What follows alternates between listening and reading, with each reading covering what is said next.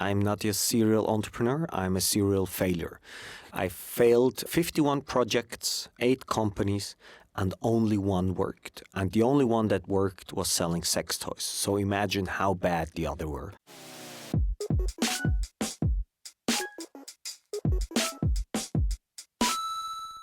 GM, and welcome to Defire, your crypto storytelling podcast that always keeps you guessing when the next episode's going to drop.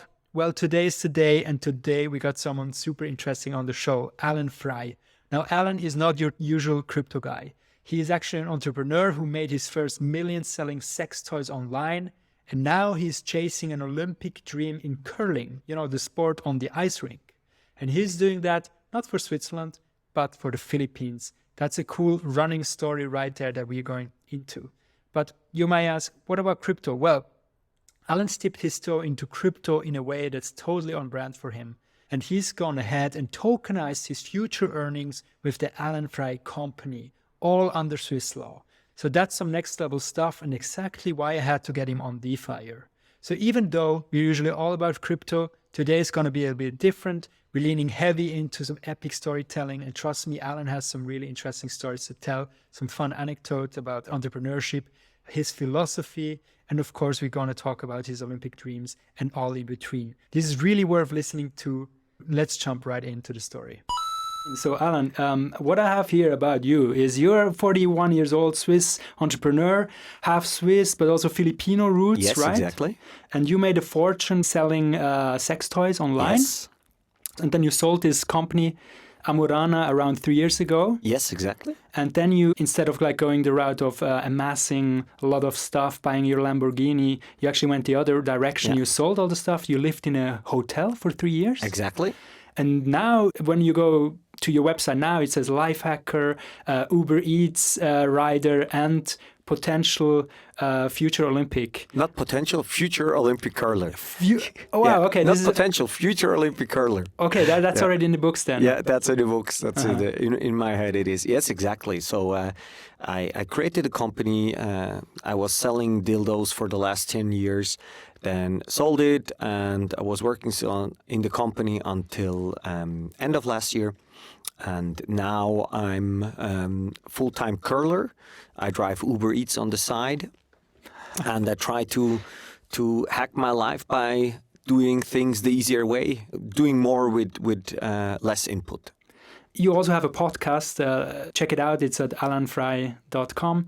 And your first question usually with the guests is who are you?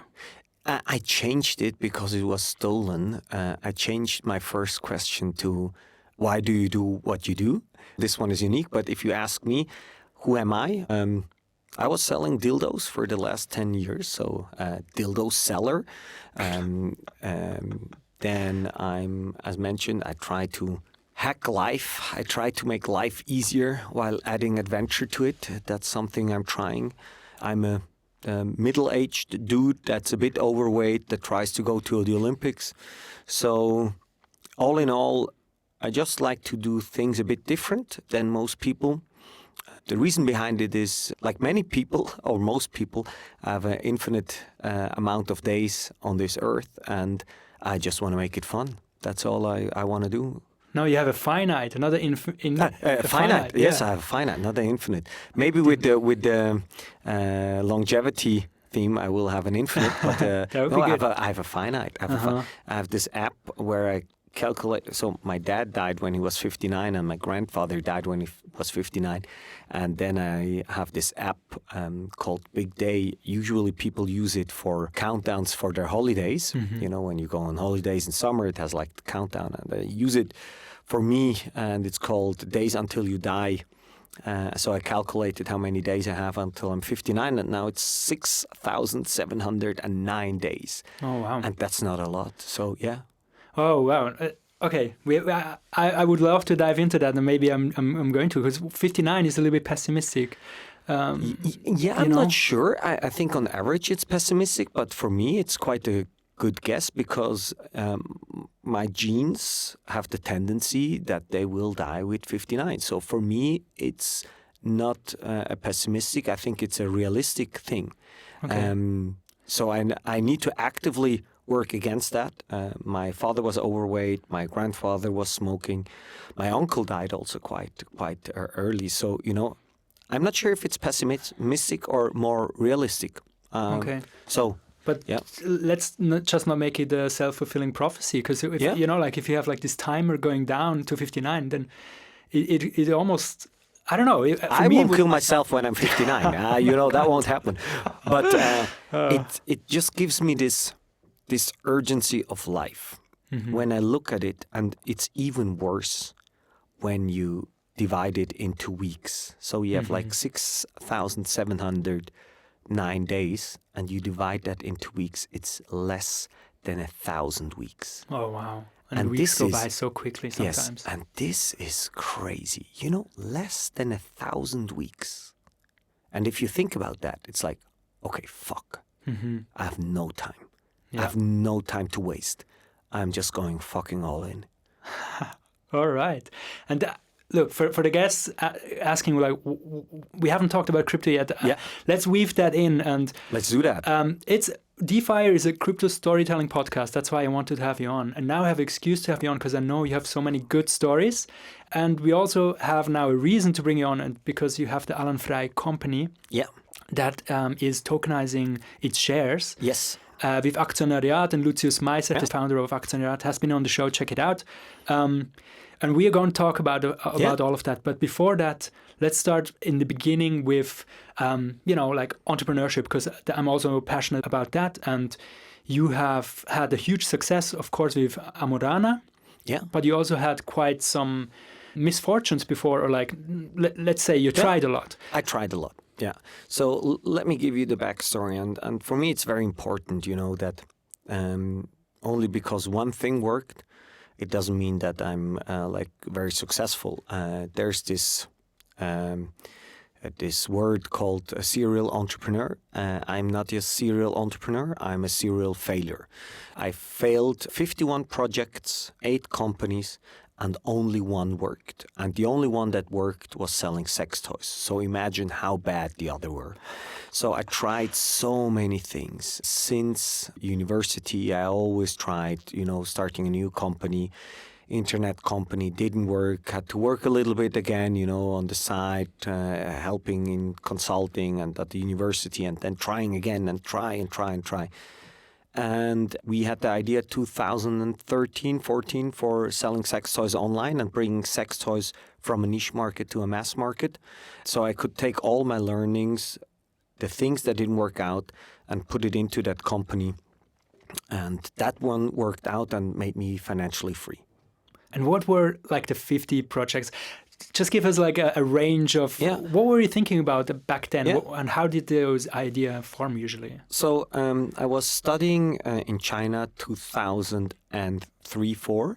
So I saw how the growth in China started there. It was like everybody was super excited to do business, and there were a lot of Swiss tourists going to China. And our idea was, there will be a lot of rich Chinese, and they want to bring their children to schools, to Swiss schools, and they want to have medical service in Switzerland, and want to buy watches and stuff like that. So our idea was to bring Chinese people to Switzerland.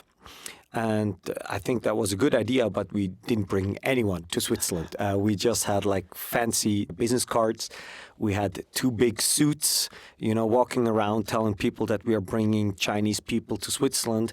That was when I was 20, and that didn't work out. So that was one idea. Then I'm the inventor of the mango schnapps. So I bought a mango plantation for $5,000, and we created a mango schnapps. The schnapps was awful. You couldn't drink it. Then when Facebook came along, we tried Facebook dating apps and platforms where you can find a new apartment. That didn't work. Then we tried something to digitalize death, where you had your digital vault with all your belongings in it and your passwords. And when you die, then, people you want to have access to can have access to. I tried so many things. None of them worked. Wow, but that's quite a huge menu of ideas, and some of them sounded pretty good. Yeah. But We also had, I was mentioning before, I was studying China, and when I came back from China, one problem I had was that the taxi ride, when I arrived in China, from the airport to the university was 10 times more expensive than the ride when I was going from the university back to the airport like a year later. So the reason behind it is that there's like this asymmetry of information, and I just paid so much more when I arrived in China than leaving China. And so we wanted to do a platform. The platform was called taxifee.com, where you could book your taxis and we would calculate the route that would cost. And the idea is you can book taxis. So it was like a pre-Uber thing, 2007 or 8.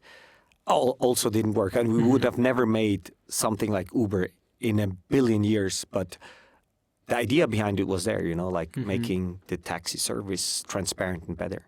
Yeah, and so it's really a big problem that a lot of people still have. I mean, even I, arriving at the airport, I'm always super skeptical about all these people screaming, taxi, taxi. Yeah. Okay, no, but that's very interesting. And I think it shows that you have been really open-minded about whatever you wanted to do. So it sounds to me that selling sex toys probably wasn't a passion in that sense, because you just wanted to be successful. Yeah, you're right. Yeah. When was the moment that you felt, okay, with now selling sex toys online, that was a good idea and that's something really worth pursuing? Yeah, that was probably one thing I had to learn. None of the things I was really passionate about. It was very opportunistic. It was like, okay, there's a business, let's try it. That was my approach. Today, when I'm 41 years old, it looks a bit different. I'm in a different position. It's really about things I really care about and products I care about, and it's not just about making the money part. But when I was young, it was how can we build a new business in that market? We just saw this opportunity where we saw that probably sex toys will go from a niche market to a mass market. Not because we were so smart, but because there was a movie called 50 Shades of Grey. And because of that movie, 50 Shades of Grey, which isn't the best movie in the world, but a lot of people watched it.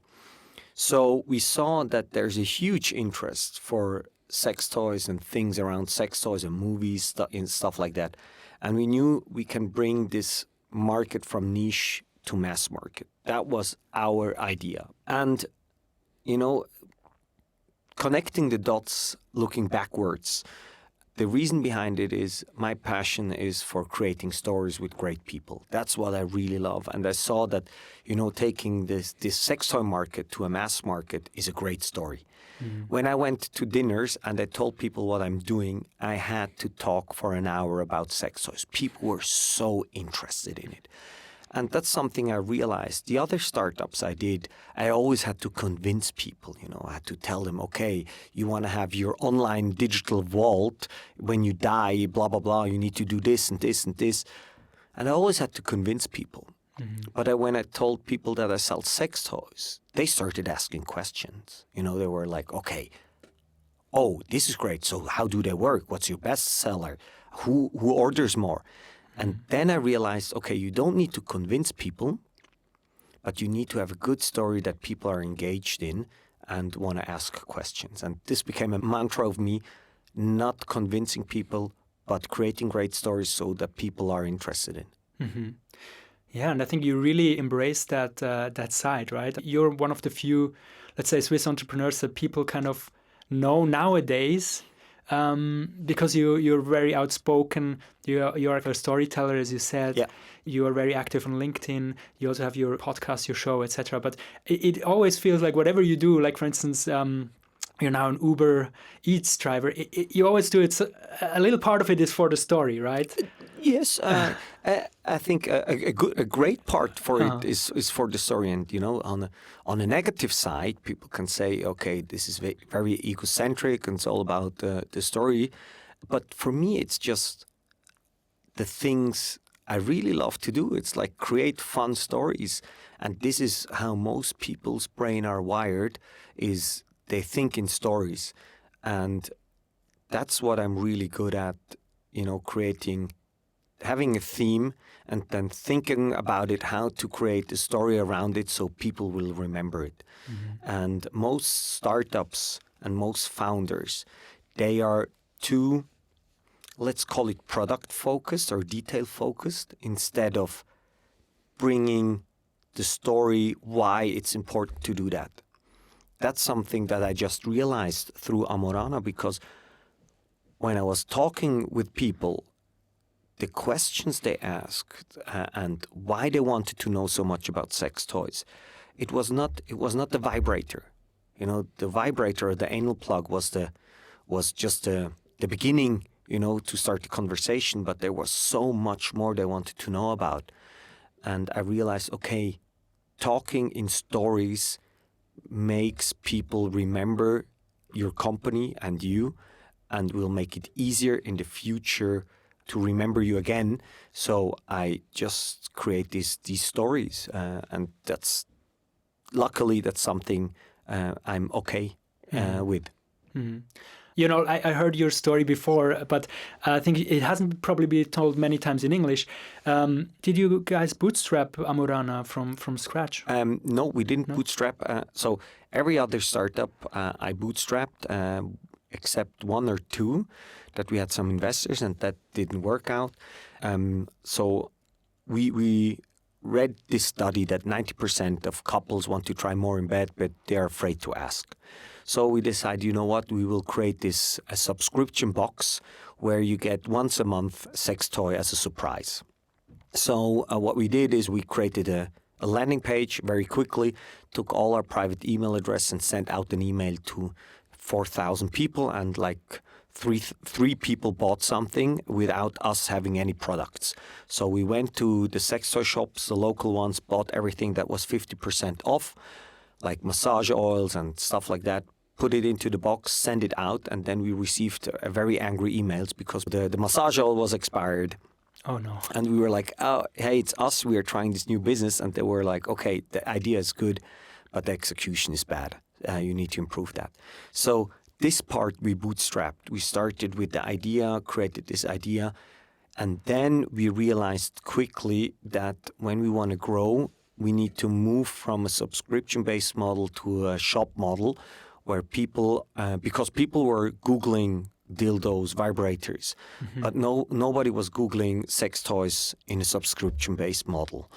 And so we had to find first sex toys and the warehouse, and we had to finance that. So we financed it ourselves in the beginning, and then we went to banks and asked them, you know what, can you finance that? And we were like, no, we cannot finance you that. You're too young and it's sex toys, we won't do that. And then we needed financing. So we got financing. So the box in the beginning was bootstrapped, but then we got funding. Okay, great.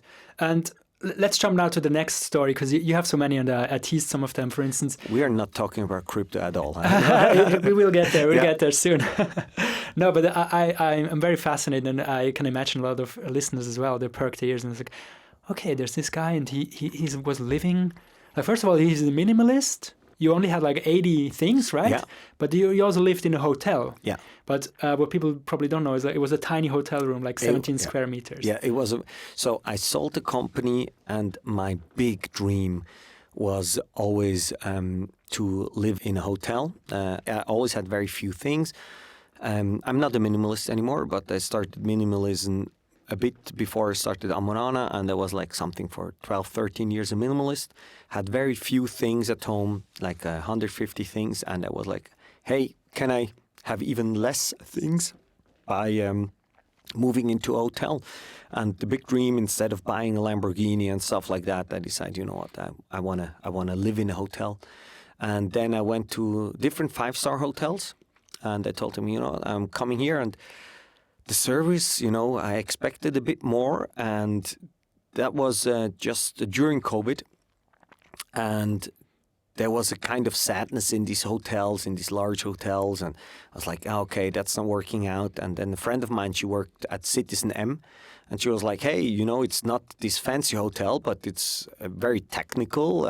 You know, there's like a lot of gadgets you control with your iPhone, and we have this great coffee, and you can work here. And I was like, okay, let's check it out. And I looked at it. It was super small, but very functional. People maybe might know Citizen M. They all look the same. And I loved it from day one. I was like, okay, this makes me so happy, you know, control everything through your phone. And then I decided to go there, and I was living there almost 3 years in that hotel. That's crazy. And like when you said you didn't buy a Lambo, but you lived in a hotel, is it expensive to live in a hotel? Hey, during COVID, it was super cheap because they had like no one. So I paid in the first year. I paid, in Switzerland, Zurich, which is quite expensive. But in the first year, I paid 60 francs a night, which is 1,800 francs. It was downtown Zurich. It was best location. You can't find any room in a shared flat for 1,800 in that location. Mm-hmm. So that was very cheap. But then they increased prices after the first year, second year, and in the end, it was like 3,300, which was quite a lot. But, you need to remember, I didn't have to pay anything for internet. I didn't pay water. I didn't pay toilet paper. I didn't pay anything, like laundry stuff, except my shirts. And that was crazy. And the best thing is you save a lot of time. I didn't have to do anything. They did everything for me. And the coolest thing is every morning you go down, everybody's happy, because they're paid to be nice to you. So that was like, okay, everybody was super nice all the time. So breakfast included? Or? No, breakfast would have been 10 francs, but at that point I was like trying to do intermittent fasting, so I didn't have. I just had my coffee every day there. All right. Hey, Alan, next story would be... What would you think is a good story to tell? I mean, we have the Olympic curler. I think we have to go that route. Yeah, let's do that, and then we dig into crypto afterwards. So let's finish the self promotion about me. So very quickly, I sold the company last year, as I mentioned. So I sold it in two parts. The first about 3 years ago, and the last part last year, and. In January, I stepped on a personal scale, and I saw I was 102 kilos with 1 meter 73. And that was a lot, and I was very obese, unhealthy. I did some blood work, blood tests, and my doctor just told me, everything is red. It's really bad. So you need to improve that. And then again, I was like, okay, now I have money and I have time. So, you know what? I want to get rid of this unhealthy living, and I want to become skinnier. And the idea then was, okay, I needed, again, a story for myself. And I was like, okay, thinking about it. And then I came up with Obese to Olympics. So I had a BMI of 35. I was obese too. And I decided, you know what? How far can I get if I put time and money into the project Olympics, and how far can I get to come to the Olympics? So I'm half Swiss, half Filipino, so I realized quickly I don't have any chance for Switzerland in the Winter or Summer Olympics. And I realized quickly that I don't have any chance for the Philippines in the Summer Olympics, but I have a tiny, tiny chance to go to the Winter Olympics for the Philippines. So I hired a lawyer. I told him to read through all the statutes of every Olympic sport and tell me which sport is the easiest to get into. And they came back and they were like, okay, it's cross-country. Cross-country is the easiest way to get into the Olympics. So I started with cross-country, and I had like zero talent. It didn't work out at all. It is hard. It was really hard. And I thought it's easier because, skiing and stuff, but it was really hard. No talent. And then something like, I would say like 6-7 months ago, I told everybody, I'm going to the Olympics. Mm-hmm. And 6-7 months ago, I got an email. And there was this guy, his name is Christian, and he wrote me an email. And he was like, hey, Alan, my name is Christian. I'm like you, half Filipino. I've been curling since 26 years, and I want to go to the Olympics. Can we have a phone call? I was like, yeah, sure. And then I called him up, and he was like, there's this incredible situation. There is, besides him, who has been a curler for 26 years, 2 other half Filipinos living in Emmental, Bern, and they're professional curling players also have Filipinos. And these 3 had a WhatsApp group. And for curling, you need 4 people. And then he was like, yeah, and do you want to be the 4th person? And I was like, I never curled in my life. But you know what? Fuck cross country. I'm not doing cross country anymore. And I told him I want to be part of your team. And then I told him I will promise you 2 things. The first thing I will promise you is I will train really, really hard. So since April, I've been training every weekday. I'm on that ice rink training curling. So 6-7 months, almost every day training is the first thing. And the second thing that I promised to them is this will be the best sponsored curling team that ever existed. And this might be also a transition then into crypto. There are a lot of play to earn and crypto things in the Philippines. So, our goal is something like to be something like the first Bitcoin curling team that ever existed or something like that. So, yeah, and now we came really far, and it's a bit like a joke gone too far, because we had our first qualification game end of October in Canada, and we played against these great nations of curling like Saudi Arabia, Kenya, Brazil, Mexico, and we were second behind China, because China is really good and they dropped down from category A to category B where we are playing because of COVID, and now they're back at A, and next year we also need to qualify for A, so then we can proceed. But yeah, that was the story. Oh wow. And I mean, that's a great story. I mean, that's like Cool Runnings, but for curling, right? For curling. It's like the boring Cool Runnings, because it's on flat ice. Yeah, but still, I mean, when you do such a thing, which sounds like a cool story, like it sounds like you started with the tagline, like a marketer starts with the hook. Exactly. From Obese to Olympics. Yeah. But then you actually really have to do it. And you have to. Do you now like curling? Is it a cool sport? Do you enjoy it? How is it? In the beginning, I didn't like it at all. I was just by myself on that ice rink. The only happiness I had was on Wednesday, because then I wasn't alone. Like, old people came and played curling on Wednesday afternoon. And you couldn't play with the other guys? No, the other guys, they're in Bern and they had jobs, and I just had to, and they're good curlers. Yeah. I had to catch up. Okay. So I had to train by myself, and then I had a curling coach, and in the beginning it was like, it was cold by myself. It was very slippery, and but now I really love the sport. It makes me so happy to be on that ice rink, because suddenly now, the stones go where I want them to go.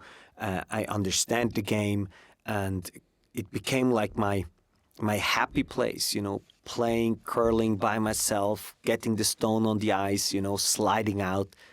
And it's such a fantastic sport, because it's like chess on the ice. It's very strategic, and understanding that strategy is very interesting. And the curling sport is built on tension, that the last stone is very important. So I started loving that sport, because also the people behind it, they're very down-to-earth people. The spirit of curling is, if you win a game, you pay the other guys a beer. You sit together after every game. You never win against 0. You always give them 1 point. Things like that. And unwritten rules. Yes, and it's such a nice sport, and people are very nice, and started loving that sport. And what are the chances now that you are becoming an Olympic curler at the moment? When I started the project in April 2023, I would have said the chances are below 1%. And now, everybody has the passport now. We have the Filipino Olympic Committee is behind us. We have the Filipino Olympic Curling Association. We are part of the World Curling Federation. And we could play our first game, and we are not too bad at it. I would say we are something at 25%. That's my guess at this point. But for me, it doesn't matter. If it's 1%, 2%, it doesn't matter. I have no plan B. That's what I'm doing, and so yeah. But for the next games, which are 2026 in Milano, right? Yes, exactly, Milano Cortina. Okay, yeah. that's 25%. Yeah. Yeah. The goal is to walk into that stadium at the opening ceremony. That's the goal. That feeling of a guy who's 41 years old, obese, and making it to the Olympics, walking into that stadium with the flag. How cool is that? Yeah, it sounds like, I mean, it's a great story, and it's obviously also a cool experience. Yeah. If you can be part of that, I wish you luck with that journey. Thank you very much. Definitely. Thank you. And I'm going to follow it for sure. Okay, let's now go into the crypto stuff. Let me, I already introduced it basically. You have now your next venture besides becoming a curler is the Alan Frei company. Yeah. And you can buy shares of that company. Yes. However, I didn't understand, or what is the product? What am I buying when I buy a token, an Alan Frei token from Aktionariat? It's a good question. What do you get? So the first thing is what you get is you get shares of the Alan Frei company. So in Switzerland, we have this great law where you can link tokens to shares. It's similar to an ICO, but with the big difference that with the ICO, you just have the coins, but you don't have any rights to it, you know, and so a lot of rug pulls were done with ICOs, right?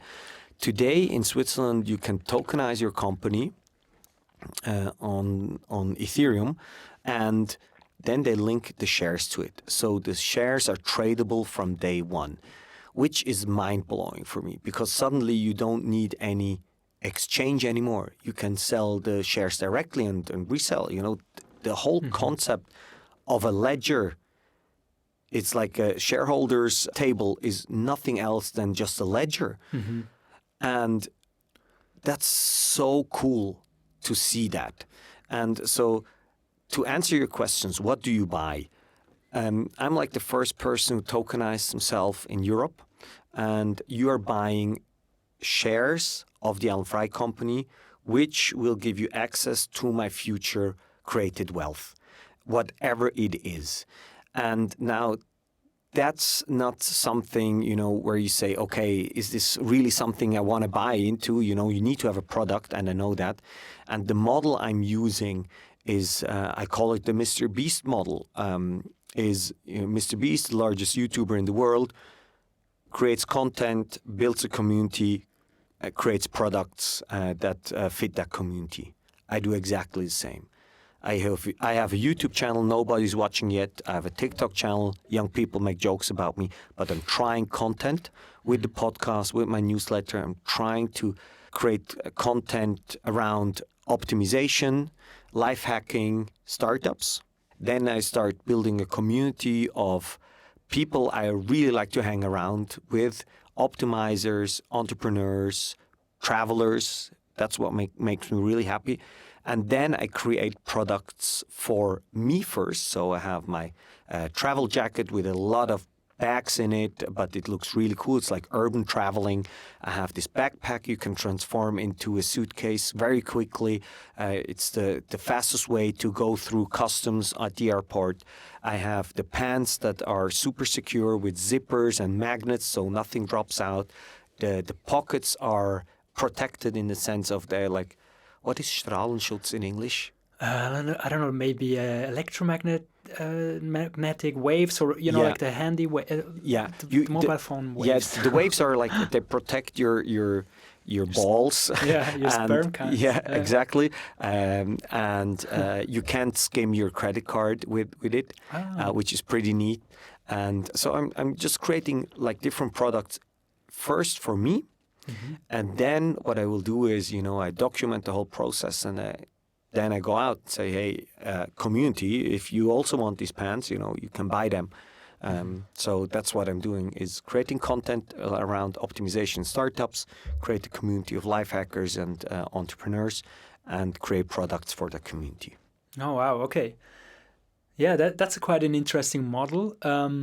you said there's a secondary market basically for the tokens. What is your company worth right now? What are you selling the tokens for, and what market cap would it have? The share is 1.42 Swiss francs per share, which makes it, which has a market cap of something like 14 million. That's the market cap right now. There's no revenue yet, so there's only costs I'm investing right now. I think the really interesting model will come down the road, where my idea was always, okay, you have this direct to consumers through social media.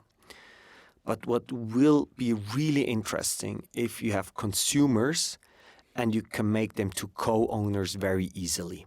Mm-hmm. And with tokenized shares, it's so easy.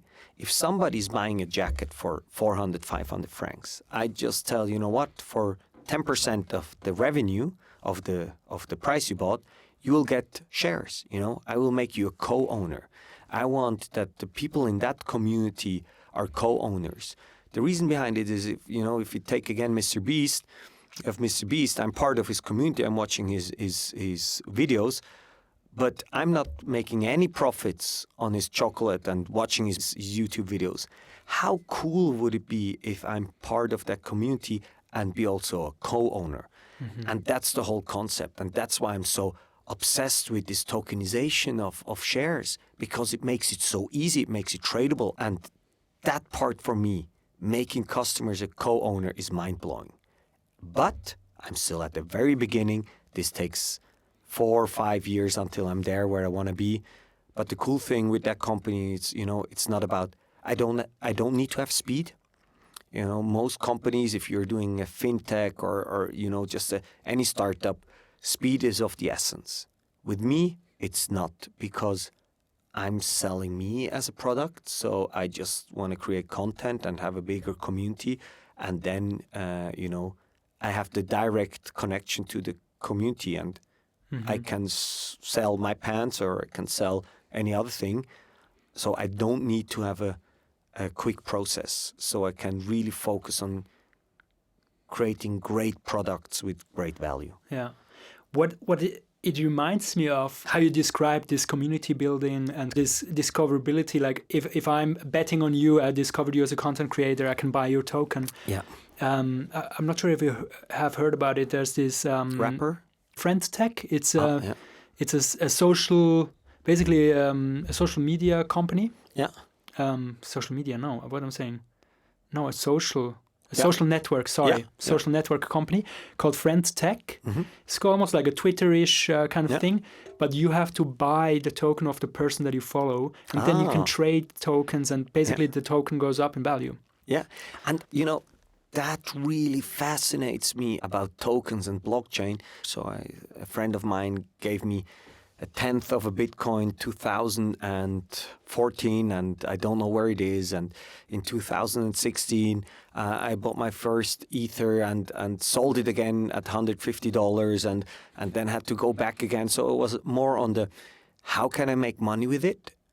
And now, seeing this huge potential of what the technology can do, especially with having tokenized my share and or another thing I'm doing is I want to use blockchain NFT for is I have a lot of friends who are making jokes about me and doubters, so I take a print screen and then I make an NFT out of it and upload it so I can hopefully sell them back what they said in 10, 15 years. So I like the technology about it. And it's fascinating for me.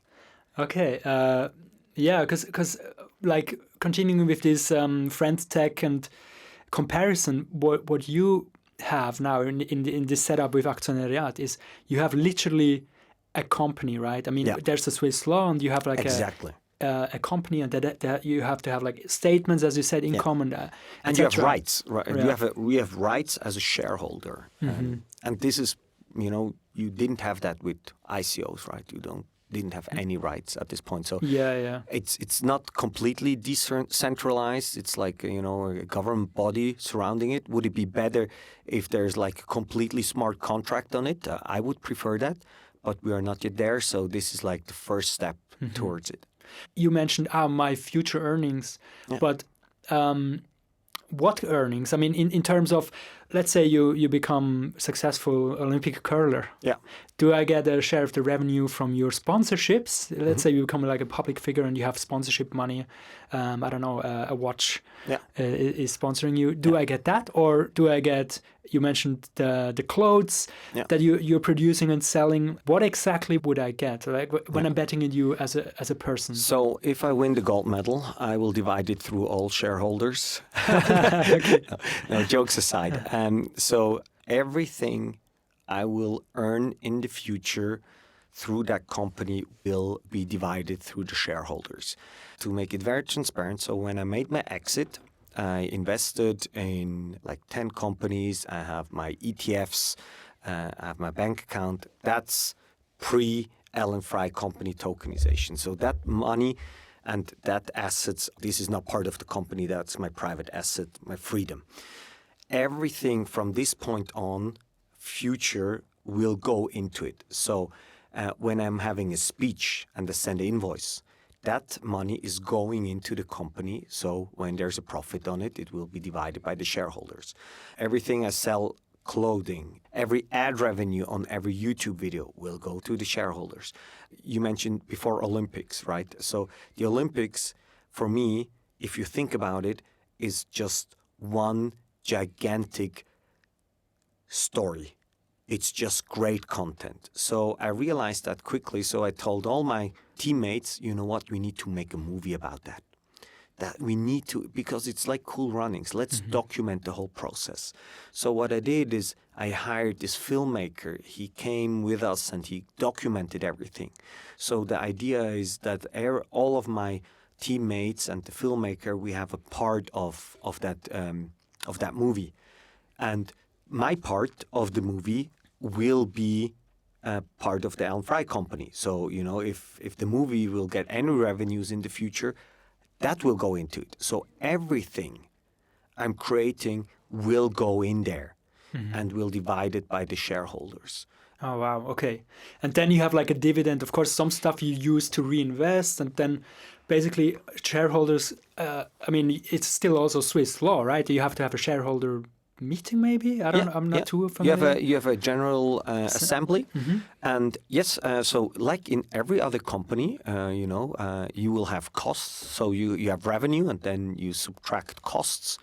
And with the rest you have, a part of it will stay within the company and the other part will go out as dividends. When you're profitable, I won't be profitable for the next 3 to 4 years. I will invest a lot. But then when it turns profitable, it will go in there. The other cool thing is because it's tokenized, you can sell your shares at any point when there's liquidity. And the question is, how do you provide liquidity? Is there a market of people buying it? I hope in the future, because Aktionariat is working on adding these tokens to a large exchanges.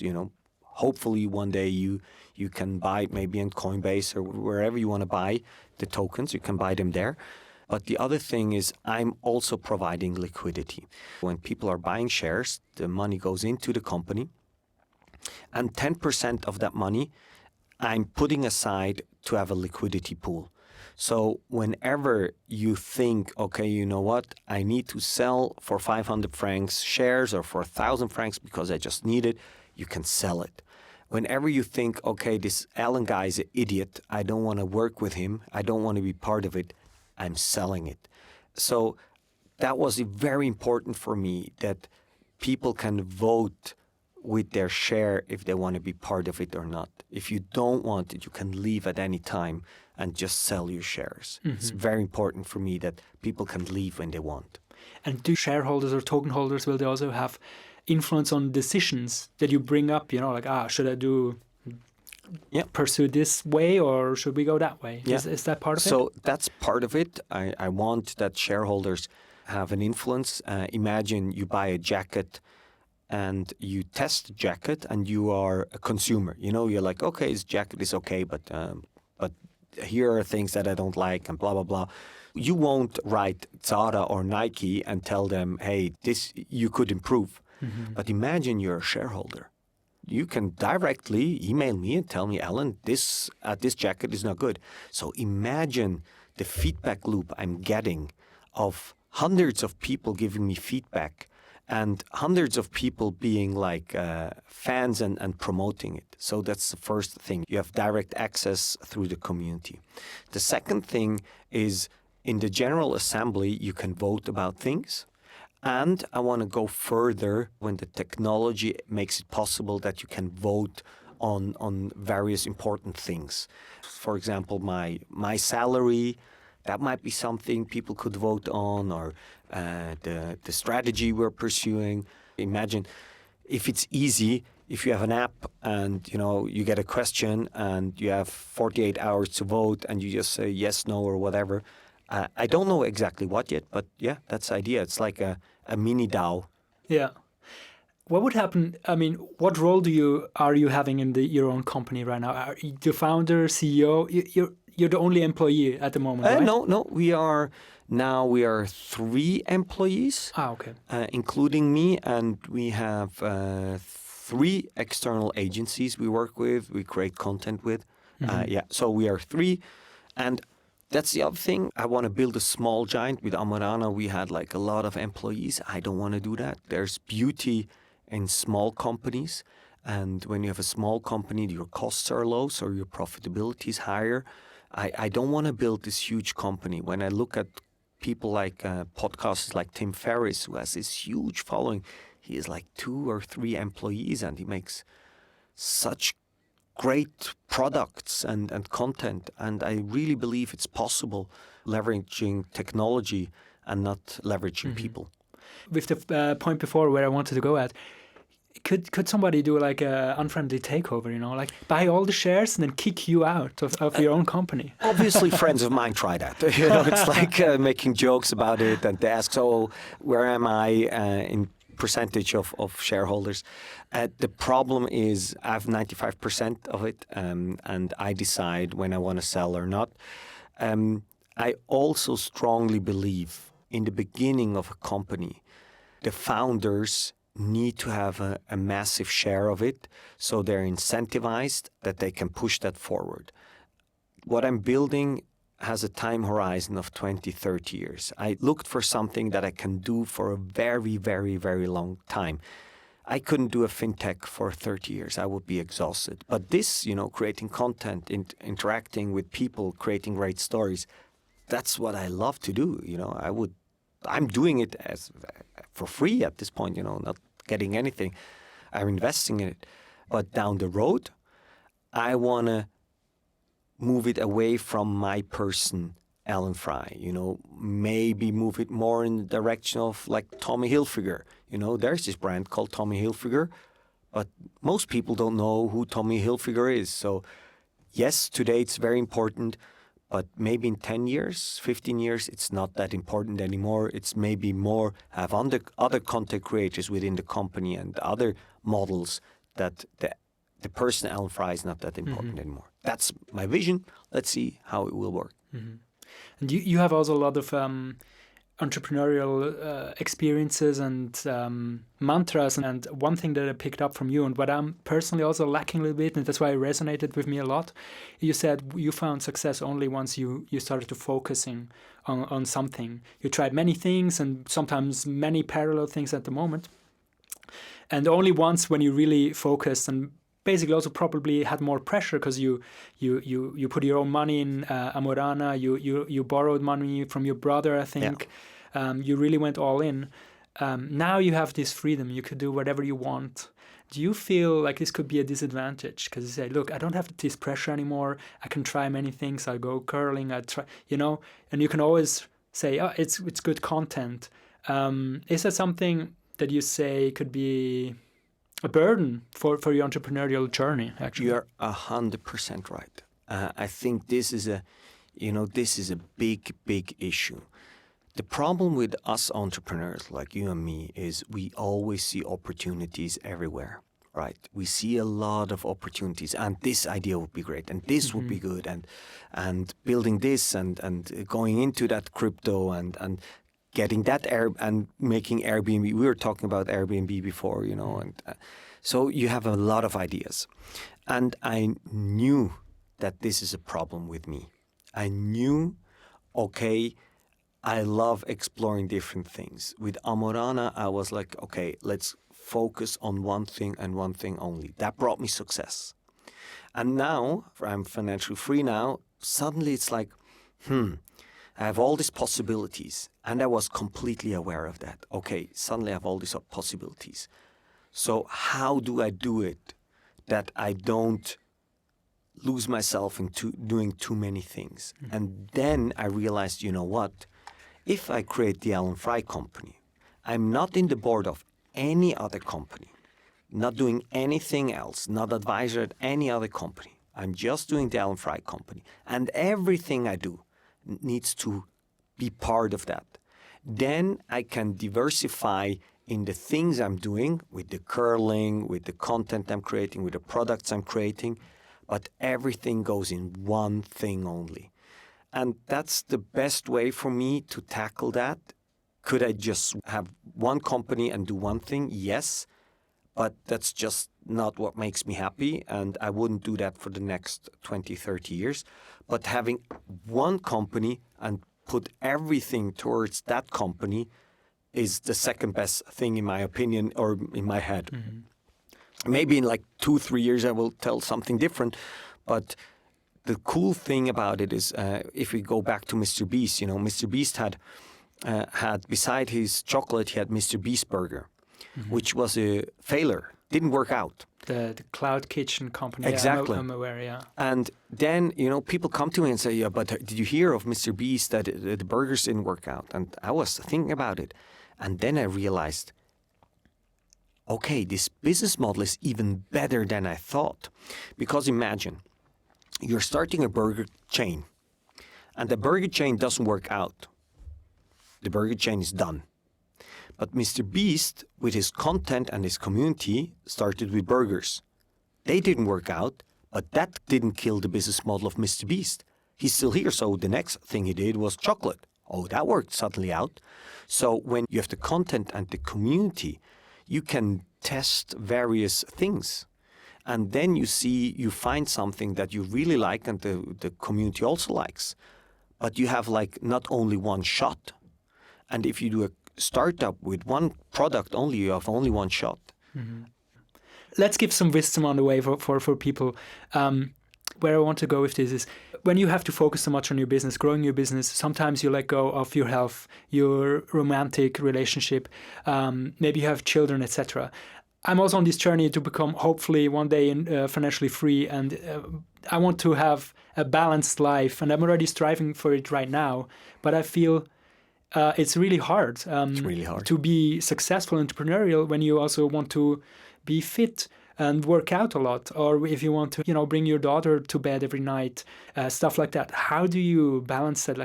Do you think personally it is possible to balance that and be successful, or do you think you really have to, let some of these important things go to be successful? I believe it's possible. I really believe it's possible. Did I figure it out yet? Not yet. I'm also in that journey, and I'm in the exactly same struggle.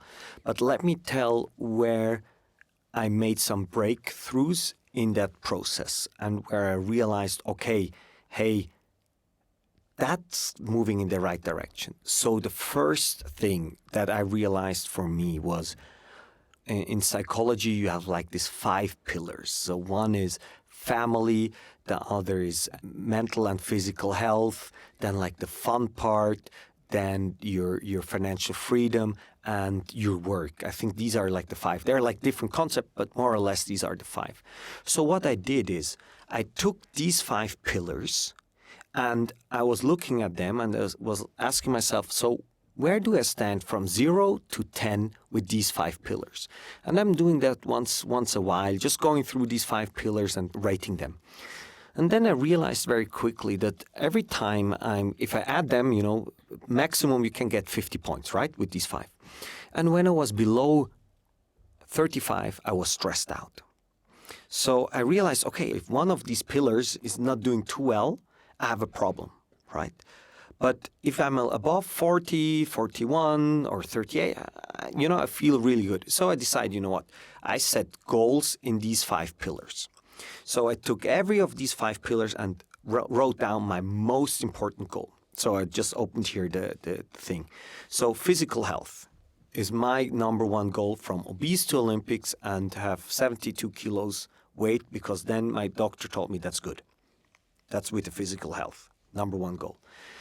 Second one is happy family, or I call it happy fellows, like Lord of the Rings. How can I make the people around me happy? My family, my friends, how can I lift them up? What can I do concrete? The third one is business or work.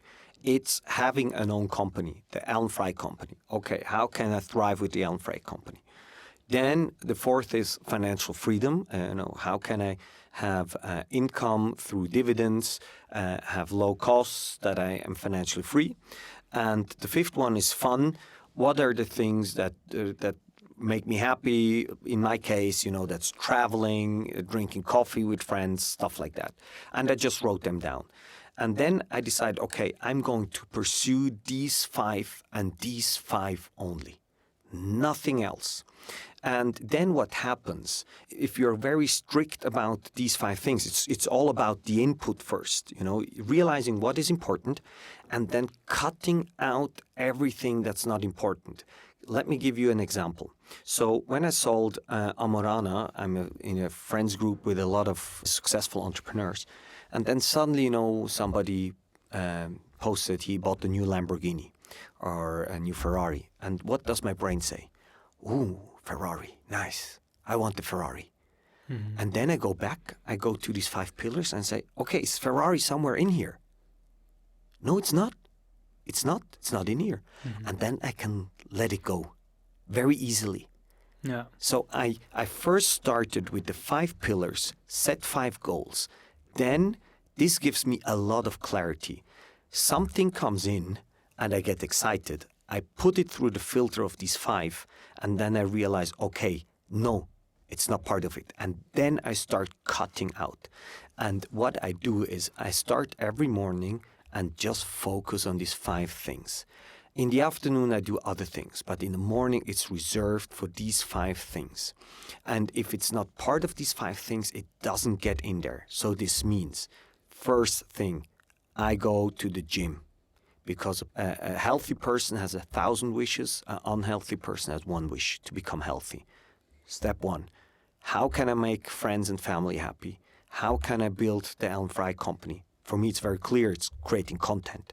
So, okay, I need to create content. How can I have fun during my day?